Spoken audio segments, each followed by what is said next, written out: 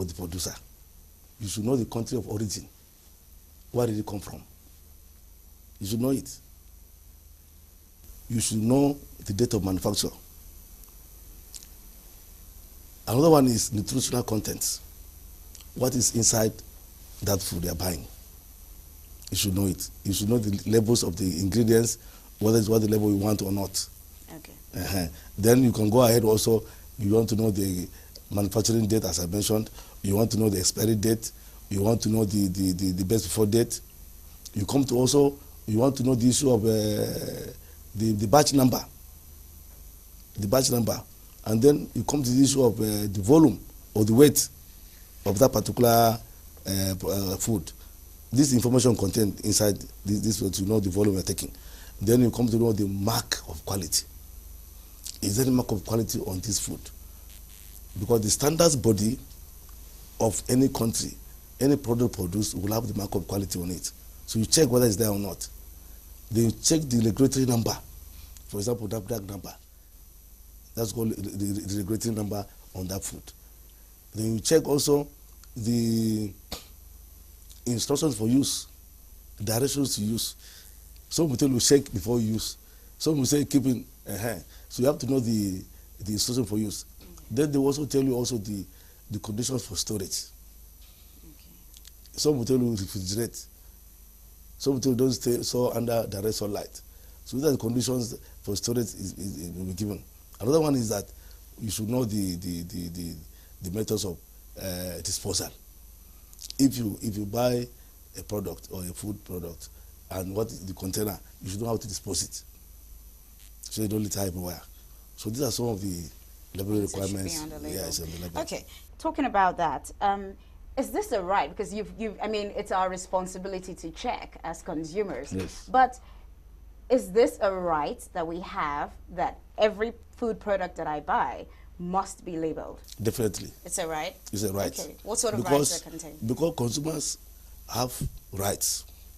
There's a right to information, right to choose. There's a right to consumer education. The right to information, right to safety, and the right to redress. So he has a lot of rights concerning food. Okay. The main one is information, what right, but this derived, the other rights derived from this, so that anything food are talking of safety, anything food are talking of education, they're going to educate somebody. So he has that right to be educated. Exactly. Okay. That is why, for example, now if I don't know much about, if I'm, okay, we'll come to that, but if the language I don't understand, we encourage somebody who doesn't know what's written on that label to ask somebody else to educate him. Yes. Okay, so last year, the Consumer Protection Council endorsed the traffic lights labeling system. What's that about? Thank you very much. As you said, last year, the CPC, our council, endorsed the traffic light system based on the recommendation by the Consumer International, which is the umbrella body, World International umbrella body for consumer organizations. And we're kidding. It was really a success. Traffic light labeling system is a system based on the traffic light signals or traffic light that we see every time. We have green, yellow, or amber, or then red. So these lightings indicates the levels of ingredients inside the food. Okay. So it is labeled in a way that each color indicates a level of a particular ingredients. For example, now, normally what is indicated normally is fats, saturated fats, salt, and sugar. So if on the label now, salt is shown on the red part, it means salt is high. Salt is high. It means you are advised in your own way to check if you really have a problem with salt. You are not to take that salt again because it's only showing it's high. Okay. Yes.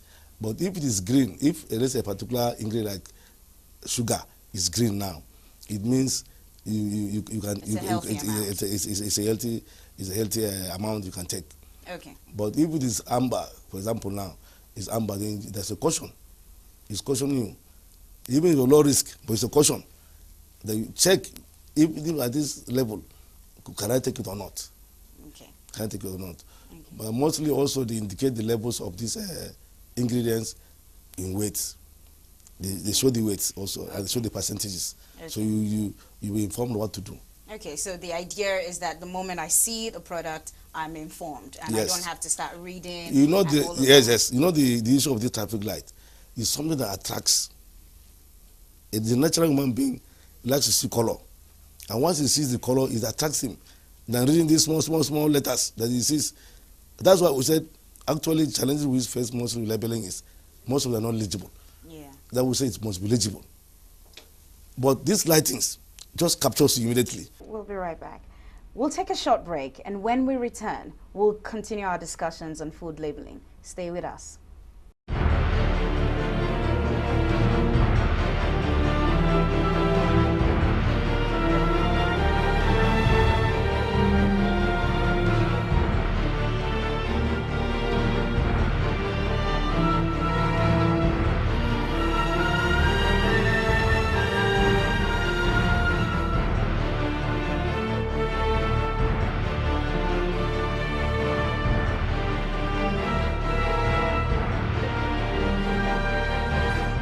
Welcome back.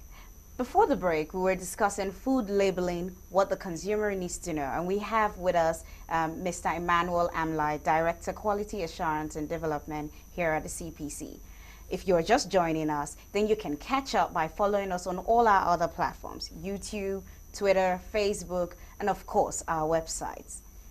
So, sir, we've been discussing food labeling, and prior to the break, we were discussing the traffic light labeling system and how that helps with this eligibility issue that we have. Because you have some products that are not, I mean, on the face of it, Yes. it's not eligible. Yes. You know, also we have situations where I have bought a product, I have gone home, you know, only to discover that it's expired. What is the role of CPC when it comes to food labeling? We have the surveillance and enforcement department. Even the quality assurance and development department, we go on inspection in the marketplaces, even in factories. We discover that we have this kind of expired products. If the complaint comes to CPC now, from there, apart from solving his own consumer complaint, we'll go to the market to check whether there are such of these products still there having this kind of expired expiry date on them. Then we immediately remove it from the market. Sometimes you won't see it's not eligible enough. So you buy something, go home, only to discover that you look at it carefully, you see that it is expired. Exactly. At the beginning, you didn't see it well. So issue of legibility is very important. That's why at the beginning I told you that labeling must be legible and very clear. So companies, we employ manufacturers, producers to ensure that their labels are legible and can be read very well. Mr. Amlai, thank you very much for coming on the program. It's been a pleasure having you. You're welcome. Enjoy the rest of your evening. You're welcome. Thank you. Still to come, our usual segment. Stay with us. To make a complaint to the Consumer Protection Council, in order to obtain redress over a product or a service, you contact the seller or service provider and present your query. Ensure you keep relevant records of your conversation. If the problem is not resolved at this level, complain to CPC. Your complaint should be clear, providing relevant facts such as where and when you bought the product or service. You should state clearly what you want from the seller or service provider. Is it a refund, a repair, or a replacement? Complaints should be sent either to the CPC office nearest to you in any of our zonal offices across Nigeria, CPC head office in Abuja, the official email of the council, or by telephone. CPC does not charge fees for complaints.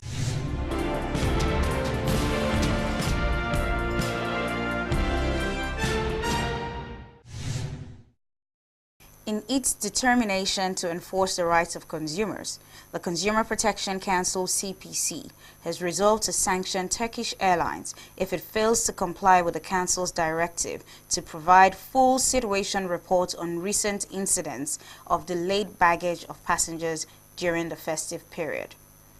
The Council had received complaints that passengers of Turkish airline flight TK623 of Sunday 20th December and other subsequent flights arrived Abuja from Istanbul during the festive period without their baggage and were subsequently subjected to undue hardship by the airline.